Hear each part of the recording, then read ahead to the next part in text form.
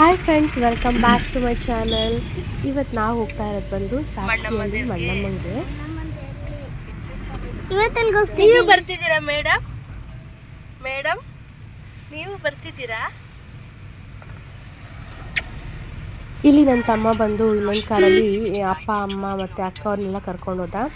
ಹಾಗಾಗಿ ಹೊಸ ಗಾಡಿ ಇತ್ತು ತಮ್ಮಂದು ಅಂತ ಹೇಳ್ಬಿಟ್ಟು ನನ್ನ ತಂಗಿ ಗಂಡ ಅವರಿಬ್ಬರು ಬಂದರು. ನಾವು ಪಾಪುನ ಕಾರಲ್ಲಿ ಕರ್ಕೊಂಡ್ಬಂದ್ವಿ.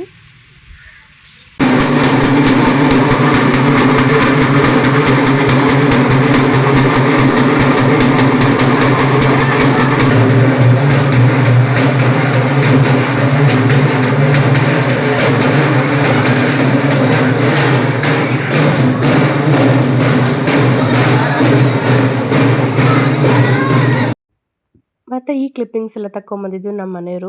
ನಾನು ಮಿಸ್ ಮಾಡಿದೆ ತಗೊಂಬರೋದಕ್ಕೆ, ಹಾಗಾಗಿ ಅವ್ರು ತಗೊಂಬಂದರು. Thank you Vinay.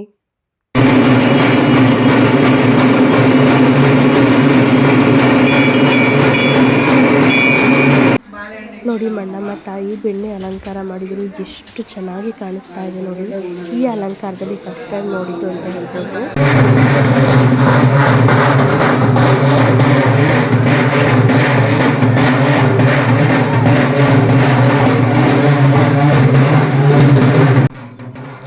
ಮತ್ತು ಇನ್ನೊಬ್ರು ಯಾರು ಅರ್ಕೆ ತೀರ್ಸಕ್ಕೆ ಬಂದಿದ್ರು, ಅವರಂತೂ ಫುಲ್ ಡ್ಯಾನ್ಸ್ ಆಡಿಕೊಂಡು ಎಂಜಾಯ್ ಮಾಡ್ತಾಯಿದ್ರು ಅಂತ ಹೇಳ್ಬೋದು.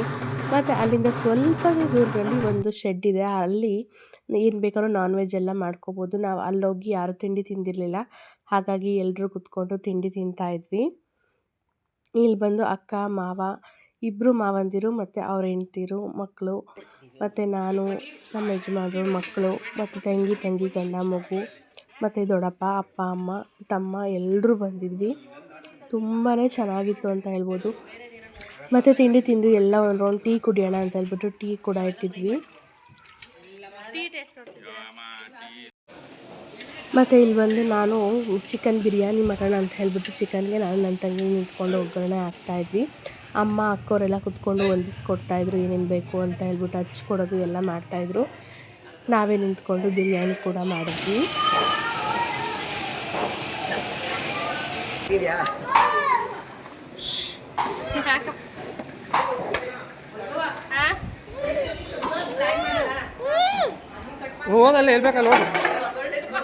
ಮತ್ತು ಮಸಾಲೆ ಎಲ್ಲ ಮನೆಯಲ್ಲೇ ಹಾಕ್ಕೊಂಬಂದಿದ್ವಿ.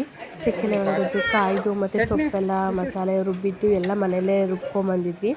ಇಲ್ಲೇನಿದ್ರು ಈರುಳ್ಳಿ ಇದೆಲ್ಲ ಹಚ್ಕೊಂಡು ಒಗ್ಗರಣೆ ಹಾಕ್ಕೊಂಡು ಮಾಡಿದ್ದು ಅಂತ ಹೇಳ್ಬೋದು. ತುಂಬಾ ಚೆನ್ನಾಗಿತ್ತು. ಒಂದು ದಿವಸ ಏನೋ ಪಿಕ್ನಿಕ್ ಬಂದಿದ್ವಿ ಅಂತ ಅನಿಸುತ್ತೆ, ಅಷ್ಟು ಚೆನ್ನಾಗಿತ್ತು. ಎಲ್ಲ ಎಂಜಾಯ್ ಮಾಡಿದ್ವಿ. ಮತ್ತು ನನ್ನನ್ನು ನಮ್ಮಪ್ಪ ಹೇಗೆ ಇಮಿಟೇಟ್ ಮಾಡ್ತಾ ಇರ್ತಾರೋ ಅವಾಗವಾಗ ಇದು ನಡೀತಾ ಇರುತ್ತೆ. ನೀವು ಬನ್ನಿ, ಅಲ್ಲಿ ಭಾಳ ಚೆನ್ನಾಗಿದೆ, ದೇವರ ಅಲಂಕಾರ ಭಾಳ ಚೆನ್ನಾಗಿದೆ, ನೀವು ಬಂದು ನೋಡಿ. ಹಾಯ್ ಫ್ರೆಂಡ್ಸ್, ಮುಂದಿನ ಬಾಯ್. ಮತ್ತು ಬಿರಿಯಾನಿ ಕೂಡ ಆಯಿತು. ಎಲ್ಲರೂ ಚೆನ್ನಾಗಿದೆ ಅಂತ ಹೇಳಿದ್ರು. ನಾವು ಕೂಡ ಎಲ್ಲರೂ ತಿಂದು ಎಂಜಾಯ್ ಮಾಡಿದ್ವಿ.